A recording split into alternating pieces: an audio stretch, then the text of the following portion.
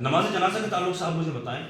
بہت سے لوگ اس طرح کے کہ نماز جنازہ پڑھتے بھی نہیں ہیں, کھڑے رہتے ہیں دور, اور کچھ لوگ یہ کہتے ہیں کہ نماز جنازہ یاد نہیں ہے. تو نماز جنازہ کے اندر ایسا کیا پڑھا جاتا ہے جو نماز جنازہ یاد نہیں ہے, اس طرح کی بات کرتے ہیں, کیا پڑھا جائے گا ایسا؟ اور نماز جنازہ میں جو خاص کر جو چیزیں پڑھی جاتی ہیں ماشاءاللہ معلوم ہے ہمیں, آپ کو آپ لوگوں کو معلوم ہوگا, لیکن وہ چیزیں یاد نہیں ہے. ویسے کیا پڑھنا ہے اور وہ یاد نہیں ہے تو پھر کیا پڑھا جائے گا؟ یہ مختصر سے انداز میں آپ جواب دیں گے. مگر بھائی معاملہ یہ ہے کہ جو لوگ کہتے ہیں نماز جنازہ یاد نہیں ہے, یہ وہی لوگ بولتے ہیں جو کبھی نماز سے قریب کرتے ہیں. جی, جو 5 وقت نماز پڑھتا ہوگا اس کو نماز جنازہ یاد نہیں. اس کی وجہ یہ بھی ہے کہ عثمان بھائی, ہم تم جانتے ہو کہ جو سبحانہ ہم نماز کے اندر پڑھتے ہیں وہی نماز جنازہ پڑھا جاتا ہے. ایک لفظ پڑھا ہوا وجل اللہ سلام ہوگا, وہ نہیں پڑھیں گے تو سبحانہ ہو جائے گا, مکمل سبحانہ ہو جائے گا.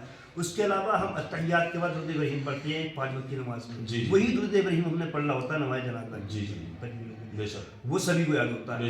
آخر میں جو دعا ہے اللہم اغفر لی حینا میتنا, اگر بندہ چاہے تو 2 دن میں اس کو مکمل یاد کر سکتا ہے. ٹھیک ہے, میرے آقا ارشاد فرماتے ہیں نماز جنازہ میں تم جاؤ, تم نماز جنازہ میں جاؤ گے, جب کسی میت کی تم دعا کرو گے تو اگر میت جنتی ہے تو اللہ تعالیٰ تمہیں بھی جنت عطا فرمائے گا. بے شک بے شک بے شک بے شک, اور مرنے والا بھی ہے اگر, اور اس نماز جنازہ میں کوئی اگر ایک بندہ بھی ہے, اور آخر حدیث میں کہ جہاں 40 لوگ نماز جنازہ پڑھتے ہیں نا, وہاں ایک کوئی اللہ کا ولی ہوتا ہے. جی, ایک بھی اللہ کا ولی. اور یاد کرنے میں ہے کیا یار, اور یاد جو بندہ کر لے گا اس کو, اس کا مطلب سمجھ جائے گا ہمارے بھائی, کبھی جنازے میں نماز چھوڑ نہیں سکتا. اللہم اغفر لی حینا, یا اللہ جتنے حیات سب کی بخشش فرما, وہ میتنا جو مر چکے ان کی بخشش فرما, حی میتنا و شاہدنا جو موجود ہیں, جو غائب ہیں, جو چھوٹے ہیں, جو بڑے ہیں, جو عورتیں مرد ہیں, یہی سب اس کا مطلب ہے. سب کے لیے دعا ہے اس کے اندر.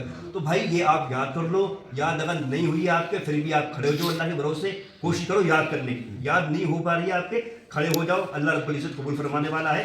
بالکل بھی یاد نہیں, کم سے کم الحمد شریف آپ پڑھ لو, اللہ قبول فرما دے, نماز ہو جائے گی. ہاں ہاں, اس پہ ایک بات اور یاد رکھیے. بہت سے لوگ اس طرح کی بات کرتے ہیں کہ سورہ فاتحہ پڑھنی چاہیے, سورہ فاتحہ اگر نماز جنازہ میں نہیں پڑھی تو نماز نہیں ہوگی. دیکھیے سورہ فاتحہ کا پڑھنا عبادت بھی ہے اور دعا بھی ہے. بالکل, سورہ فاتحہ کا قرأت سے پڑھنا, آواز بلند آواز سے نماز کے اندر پڑھنا عبادت ہے. بالکل, اور اگر جیسے حضرت نے بتایا یہ دعا اگر اللہم اغفر لی حینا ومیتنا, یہ دعائے مغفرت جو ہے یہ اگر یاد نہیں ہے تو یہاں پر سورہ فاتحہ پڑھ سکتے ہیں دعا کی نیت سے. بالکل, دعا کی نیت سے, عبادت کی نیت سے نہیں, دعا کی نیت سے. اور جو لوگ کہتے ہیں کہ آواز سے پڑھی جائے گی, قرأت کی جائے گی, تو قرأت کے لیے منع ہے نماز جنازہ میں قرأت سے, آواز بلند سے, مطلب امام جو قرأت کرے گا وہ نہیں. چلیے بر بھائی, اب وہ بات خاص بڑھ رہی ہے آگے, میں چاہتا ہوں کہ کوئی سوال آپ سے کروں. جی بالکل.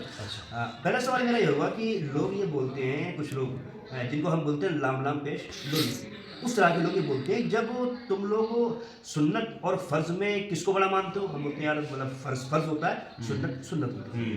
تو وہ یہ بولتے ہیں کہ صاحب اگر آپ فرض کو بڑا مانتے ہو تو پھر جب ابتدا کرتے ہو آپ نماز کی وضو سے, تو وضو میں پہلے سنت کو کیوں اپناتے ہو؟ اس کا جواب عوام مانگتی ہے, کچھ لوگ مانگتے ہیں. سنت کو کیوں اپناتے ہیں؟ ہاں, سب سے پہلی چیز تو مختصر انداز میں بتائی. جی, سنت کا مطلب ہے وضو کرنا سنت ہے نماز سے پہلے. ہاں, لیکن نماز وضو کے اندر بھی فرائض ہیں, 4 فرائض ہیں, جو چہرہ دھونا ہے, کونی تو ہاتھ دھونا ہے, اور پیر دھونا ہے, اور چوتھا حصہ کا مسح کرنا. وہ فرض کیوں ہے؟ وہ اس لیے فرض ہیں کہ چہرہ دھل کے اچھا ہو جائے گا, صاف ہو جائے گا, ہاتھ صاف ہو جائیں گے بڑی طریقے سے, پیروں میں دھول وغیرہ لگی, دھول صاف ہو جائے گی, پیر دھل جائیں گے. لیکن اس میں بھی پہلے سنت ادا ہو رہی ہے. سنت کیا ہے؟ کلی, پہلے ہاتھ دھونا, پھر کلی کرنا, پھر ناک میں پانی چلانا.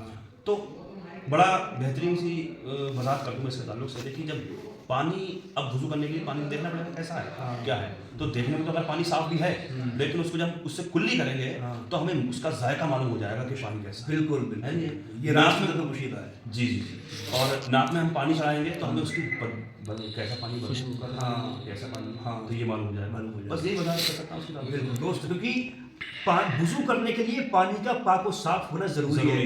پانی کا مزہ بدل بھی نہیں ہونا چاہیے, پانی کی بو بدل بھی نہیں ہونا چاہیے. اس لیے کلی کرتے ہیں, مزہ معلوم پڑ جائے, ناک میں ڈالتے ہیں تاکہ اس کی اسمیل بندے کو معلوم پڑ جائے. ماشاءاللہ بہت بڑی بات ہے, مختصر انداز میں آپ کو پتہ چلی. آخری سوال معلوم بھائی آپ سے. کچھ لوگ یہ بولتے ہیں کہ یار ہماری دعائیں قبول نہیں ہوتی, ہماری دعائیں قبول نہیں ہوتی. تو ایسی کون سی 2 شخصیت ہیں کہ جن کے تعلق سے غوث اعظم نے ارشاد فرمایا ہے ان کا نام لے کر تم دعا مانگو گے انشاءاللہ قبول؟